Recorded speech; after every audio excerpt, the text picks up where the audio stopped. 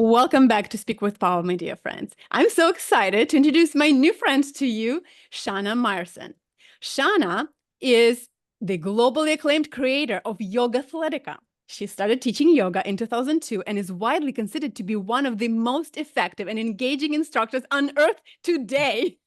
Teaching from absolute beginners through the most advanced students, Shana has a special gift for getting just about anyone into just about any pose they could possibly imagine. Welcome, Shana. Thank you. That has to be the most enthusiastic intro I've ever heard. Thank you very much. I'm happy to be Well, here. I'm happy you're here. Well, I just love this that you can get just about anyone into just about any pose Yes. they could possibly imagine. So, how do you do that? It's actually funny because so here's the thing, and I know this is going to sound like a tangent, and it's really not. So let me connect the dots.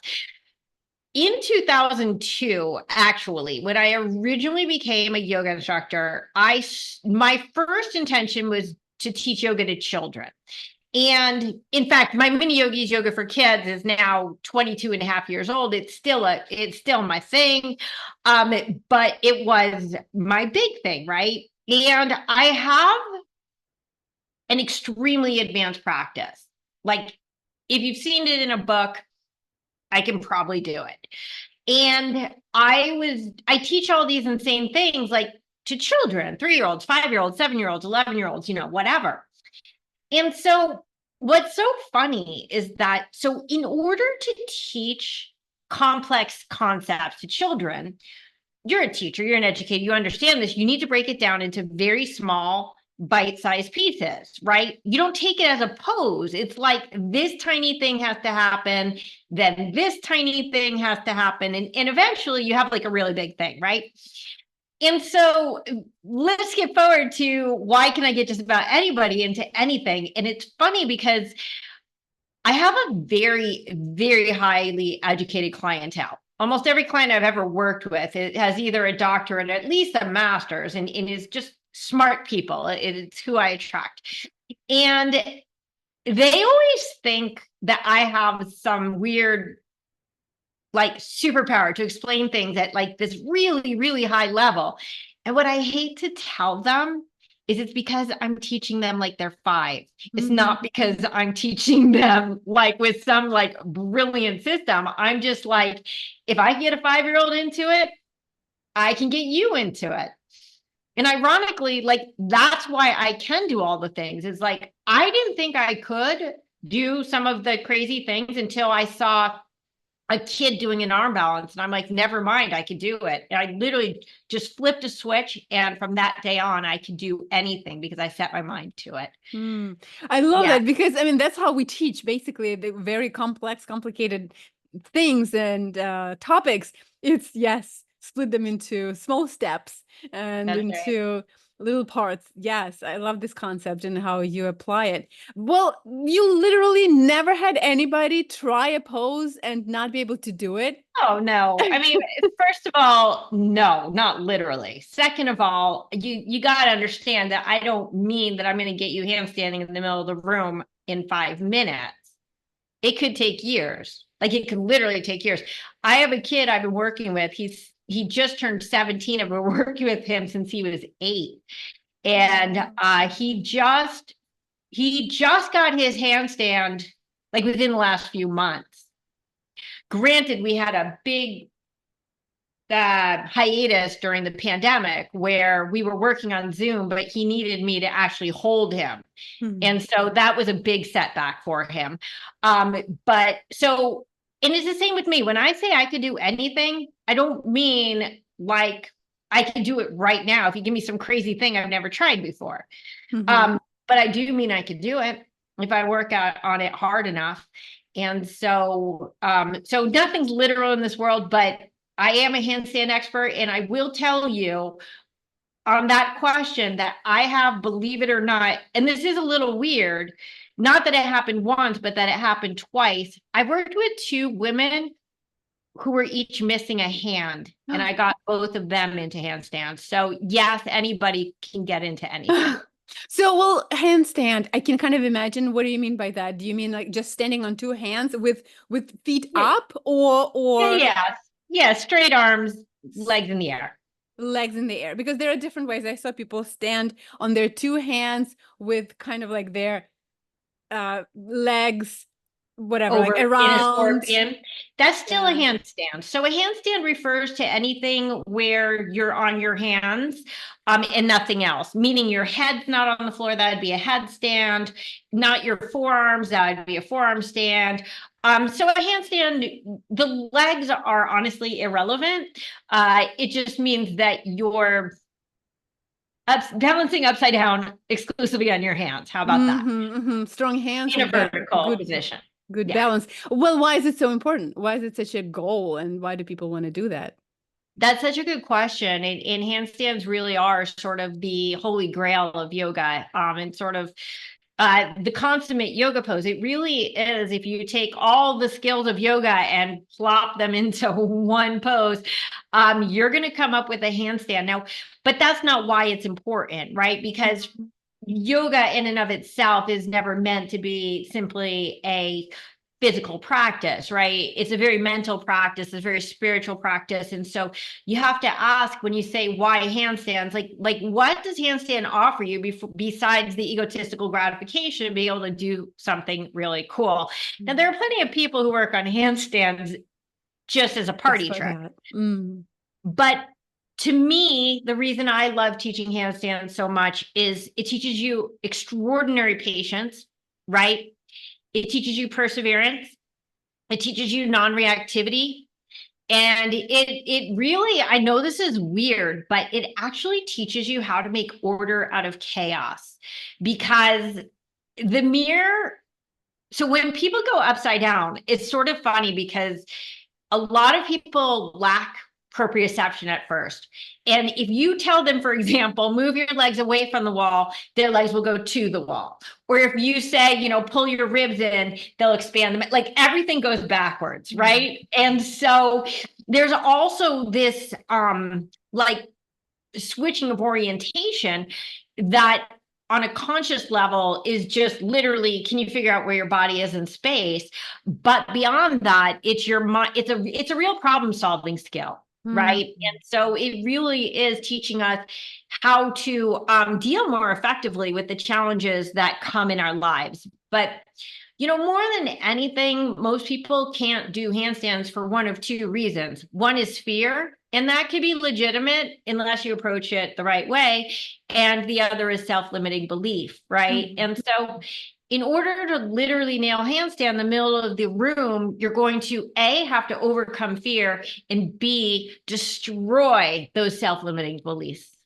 What fear are we talking about here? Fear of failure, specifically? Boy, that's such a good question.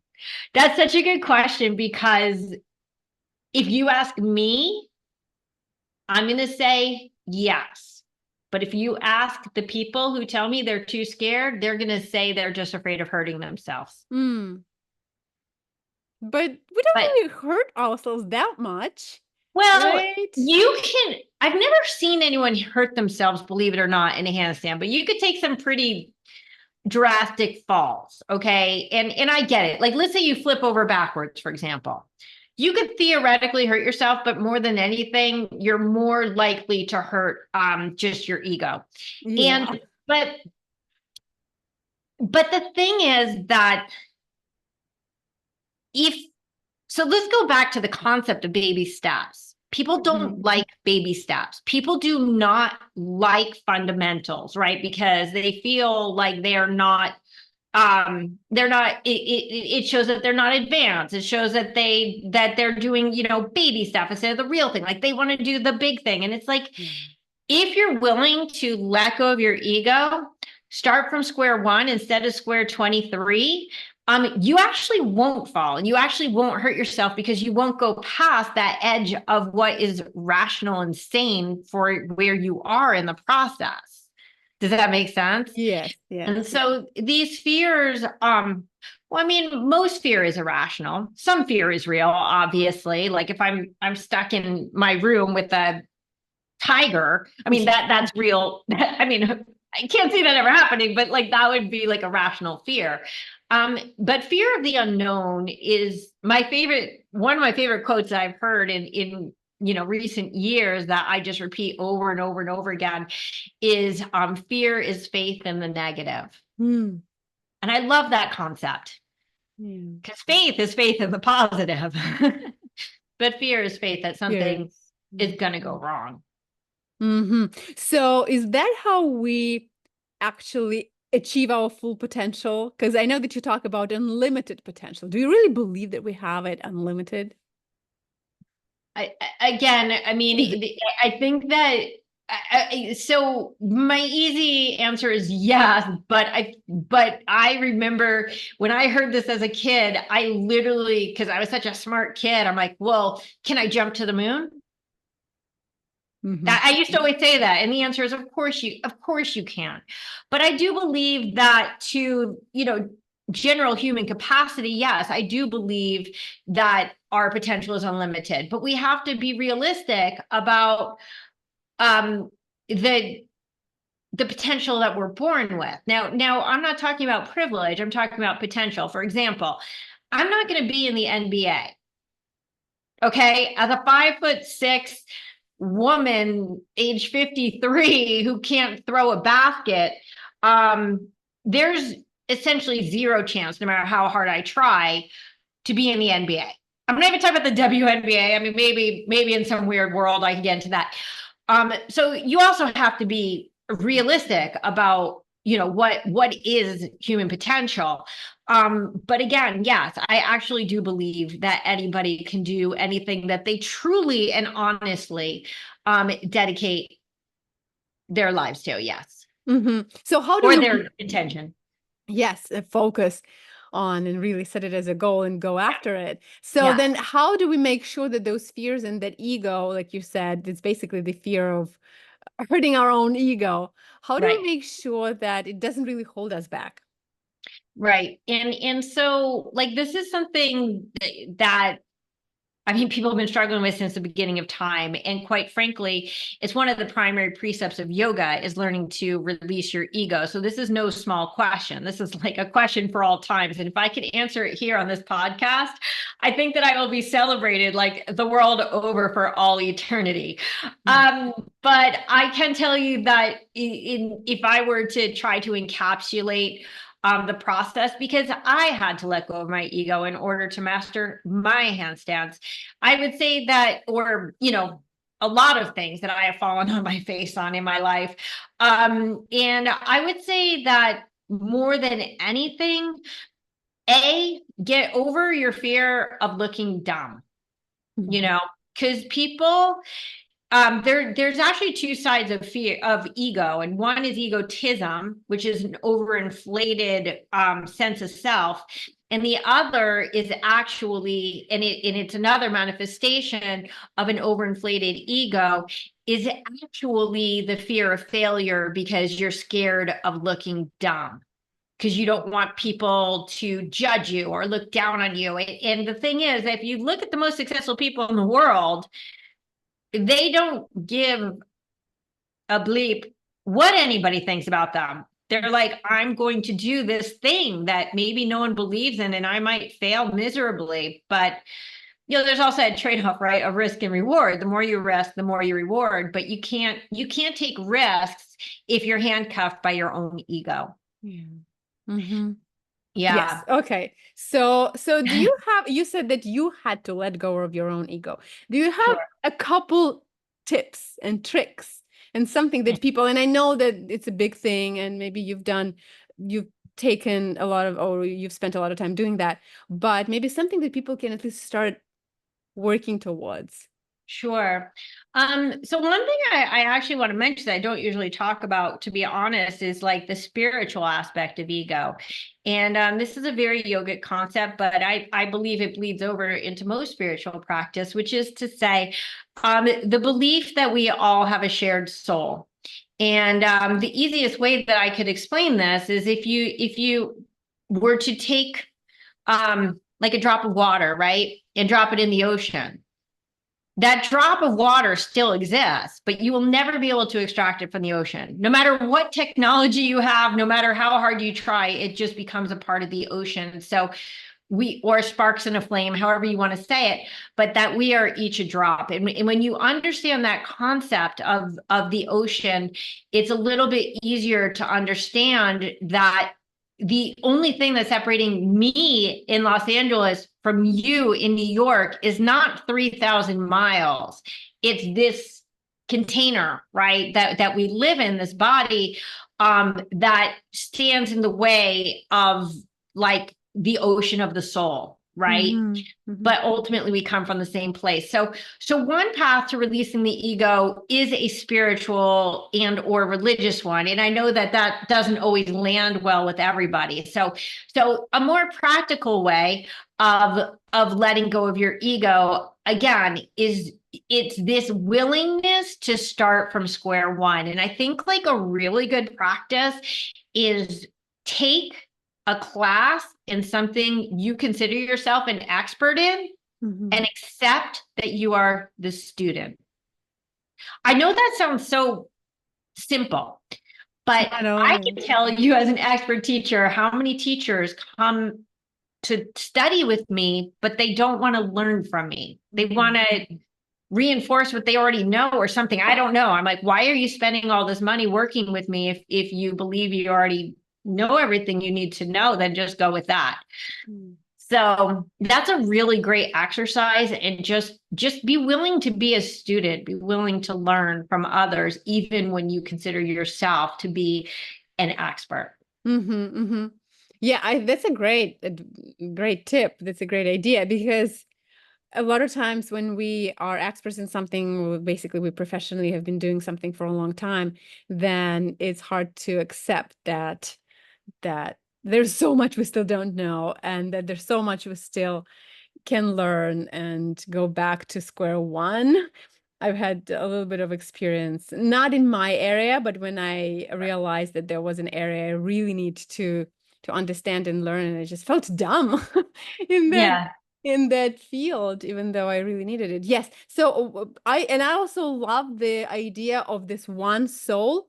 I think I read a book, and I'm a Christian believer, so I understand the power of prayer and how many different people, I've even listened or read about the research, how people in different parts of the world prayed together, and how this whole energy, just like, and then someone actually tested it or did a research, and they saw visually how there was like the magnetic energy in those different parts of the world at the same time. So, but also there's an amazing book, and I wish I could remember the name of it, and they talk not even from the religious perspective, but almost from the scientific perspective of this. I think it's like The Power of the Subconscious Mind. Yes, that was the name of the book, The Power of the Subconscious Mind. And it was also mind-blowing. And he talks about this wholesomeness of our own mind, like we are this one mind.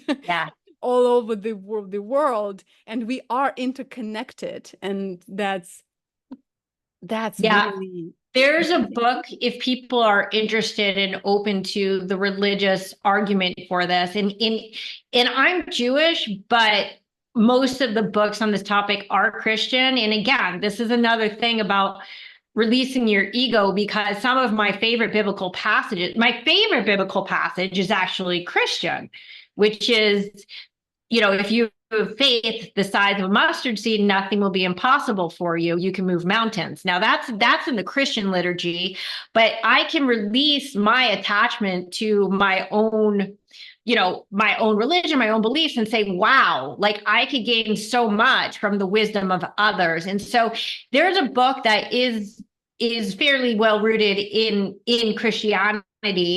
I say fairly well because it's not a purely Christian book, but the references are Christian nature, and it's called Three Magic Words, and it's one of my favorite books about tapping into. I don't want to give anything away because the Three Magic Words are so amazing. You can even get it as an audiobook on Audible or for free on YouTube. It's a worthwhile. Three Magic Words is the name. Three Magic Words, and his name is U.S. something. I Okay. can't forget the US part, but I don't remember his last name. Yeah. Amazing. Yes. All right. So we definitely want to keep that in mind and work on letting go of that ego and trying some small steps.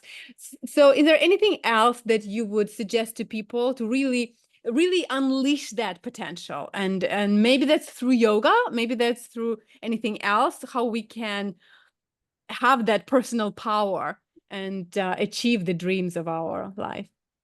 Well, I mean, I could do a shameless plug. I have my handstand breakthrough revolution course. And what that is, it is, if you were to take Tony Robbins firewalking, which serves no practical purpose, right? Like nobody needs to know how to walk on fire unless you happen to live in a volcano and don't own shoes. I mean, so what was the purpose of that? It was, mind over matter, self-empowerment in overcoming, fears. And so what I have is a program where we work on self-empowerment through the process of learning to handstand in the middle of the room. But what's interesting is that there's a personal coaching element to it that works in conjunction, so that while you're working on handstands, which might be, depending on how much you're committing, at 10 minutes to an hour a day, let's say an hour, let's say you're committing an hour a day. Those are like the people who are really, really committed. Mhm. Then you still have 23 hours that you're not working on this self-empowerment. And to me, if you really want to arrive, so to speak, and we never arrive. I always say, if you want to know if you've arrived, if you think you've arrived, it means you haven't. Okay. That means your ego's in the way again. Yeah. But that we work 23 hours on whatever specific goal a person wants to work on, in conjunction with this like committed effort to nail your handstand. And so I think personally, if you really want to shift from a place where you feel disempowered, because I've been there. I started this program because, long story short, unless you want to hear the longer story, I found myself very oddly, because it's not the kind of thing I would expect from myself, a strong woman, in a very abusive relationship, like not physically, but emotionally and verbally, in a way that just scooped my entire soul out of me. There was nothing left. And by the time I was finally able to like extract myself from that relationship, when I say that it was a 24-hour climb, 24 hours a day for a year, what I mean is I was listening to books like Three Magic Words. That's how I found it, while I slept. I mean, I was listening to background while I was practicing yoga, and I never believe in having noise while you're practicing yoga. I would have it in the background while I'm working at my desk, even if I'm not listening, and so it did take 24 hours for a year. But what happened was, after that year, one day, I was able to look in the mirror and go, oh my God, I'm in a better place now than I was before I entered that relationship. And that relationship was a gift. And there was no way I could have seen it while I was dying in the thick of it. But because I came out again in this space I never imagined I could reach, that's why I created the Handstand Breakthrough Revolution, in a way that is not just handstands, but that you carry it out truly 24 hours, and you commit your life to being better, not committing your life to doing a party trick. Yeah, I love the practical part of it, like with Tony Robbins, because I haven't done the firewalk, but I've done online this virtual UPW, Unleash Your Power Within, with Tony Robbins. And And you so did what the block thing? I did The board? yes, breaking the board. And I it's the did that. same, you did that too. It's the same idea, is that you have to really do it through your mind and understand that you actually do have that potential. Right. So it's like with your body, and you break it. And so that It's an interesting concept, and like with the handshakes, it's not just letting go of your ego. We might not even know that we actually let it go if we don't achieve something practical and see that result, or we don't Sure. know if we actually like prove ourselves that yes, we have that potential if we Right. don't achieve something and see, oh, okay, so this is it. This is the tangible thing. And I also encourage people, as weird as it sounds and as contradictory as it might sound to everything that I've already told you, is to not at all be attached to the results, because that's the other process of, if you want to release your ego, you need to release your attachment to the result. I mean, I teach handstands all over the world. I've earned millions of dollars teaching handstands, but I also fell, I couldn't even count, probably thousands of times, probably thousands of times before I hit my handstand. And so if people are giving up after 97 times or 493 times or 1,047, like, it could literally be the thing, I mean, in my case, that changes your life, right? Mm. But if you preempt your own efforts, then you'll never accomplish like your dreams. Yes, and it's the same idea with manifestation. You and with prayer, actually the same. It's like you let it go, you Yep. surrender. Yep. We yes, this is what I want, this is what I ask for, but then also, okay, now I surrender it, and I don't get attached to the result. I don't get attached to it. It's like, okay, I let it go. I still believe, but I let it go. It's just this, it's almost, yes, like you're saying, contradictory notions, but that's why it's so powerful, and that's why it works. And I've seen it work in my own life with prayer, with this manifestation of what we're going for. Do you have a special story that you could share? Well, like for example, even being in New York, getting this job, because I remember when I came, even though I have my business after the war started, and I came to the US, I had to pause my business, and I needed to just get a job so that I could settle and Right. could pay, like have stability. So I was looking for a job for a year and a half, and there was a kind of job that I wanted, and I wanted it in New York City because that was the dream, to live here for a couple of years, at least for a few years. And so I was practicing that, asking for it, visualizing it, seeing it, and then letting it go. And there were several times when I didn't get it, when I got attached to it too much. And then finally, it was just like, oh, it's okay. If I don't get it, that's fine. There will be something better. And then I got the job. Wonderful.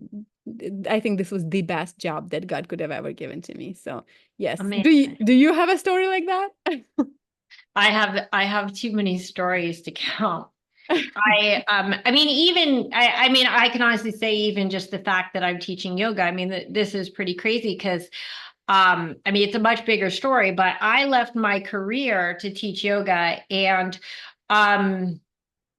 I didn't know. The thing is that when you leave your career, you don't get unemployment insurance, right? Like, if you get fired, you get unemployment, but if you quit, you don't, which means that I did this without a safety net. And literally within a week, somebody called me out of the blue and was like, we have this, whatever, I can't name it because it's famous and I signed an NDA, but we have this program that we need written. And would you be willing to write the script for the app? Because I had been doing interactive media as a writer. Hmm. And I said, sure. And what happened was that first of all, I'm a very fast and efficient writer. So what they thought would take, whatever, 300 hours or whatever, took me like 50 hours or something ridiculous like that. And they can always have me rewrite if they're not happy. It's not like I'm turning in crap, like it's unlimited revisions. And the thing about being a freelance writer is you could do it whenever you want, right? So I could do it in the middle of the night. I could do it in the morning. I could do it in the middle of the day. And so as I was getting my yoga career off the ground, I had this weird and very well-paying supplemental income that I didn't even apply for. It just came to me. Hmm. And by the time that job was over, it was like God was like, here, because by the time that was over, I was earning enough at yoga. That was what I had been earning in my career before I walked away. Mm. I love these stories. I love to hear how these amazing things happen. Well, before I ask you my favorite question, and at the end, Yeah. I want to make sure that we can find you, Shana, that people can find you, and you also offer your handstand breakthrough revolution course, right? Yeah. Yes. Help people discover their personal power. Yes, we will put the link in the show notes, and also where is the website, the first place where you want to refer people? Yeah, the easiest place to find me is on my website, yogathletica.com. It has one A in the middle, YOGAthletica. And there you'll find the links to the Handstand Breakthrough Revolution. It's very obvious. All my social media links, teacher training classes, privates on Zoom in LA, anything, it's all there. So it's a one-stop. You just go there. It's all there. Find me. I've got lots to offer. Nice. Yes. Wonderful. Now, I would love for you to imagine that you are on a stage and the whole world is listening to you, and you have 1 minute, 60 seconds to say something to the world. What would you say? Wow, you did not give me that in advance to prep for No, I don't give it to that. Okay. anybody. Okay. My 1 minute thing that I would like to say to the world is that honestly and truly, it doesn't matter how many people in the world believe in you. It doesn't matter if you have 10 million followers or you don't have a single friend. Nobody's belief in you can possibly accomplish what you need to accomplish in your life. And if you want to reach your unlimited potential, there is only one person who needs to believe in you. It's not your spouse, it's not your parent, and it's not your best friend. Well, it's sort of your best friend. Once you believe in you, anything will become completely possible. Yes, I love that. Thank you. One of my favorite quotes is, probably even overall favorite, is by Henry Ford. If you believe you can or you believe you cannot, you're right. Because 100%. that's just how it happens. It really affects what we do and how we achieve our goals if we believe in ourselves. Thank you so much, Shana. I think this is an amazing You're conversation. welcome. It was so wonderful to connect. I Yes, love your enthusiasm. It's really quite contagious. Thank you. thank you. I really loved learning from you. It was brilliant. All right, Shana, I want to invite everybody again to YOGAthletica.com with just one A. And also we will put the links to the Breakthrough Revolution course, the link in the show notes, and all other links as well, my dear friends. Go and connect with Shana, and remember, you have a message in your heart, so go out there into the world, share it, and always, always speak with power.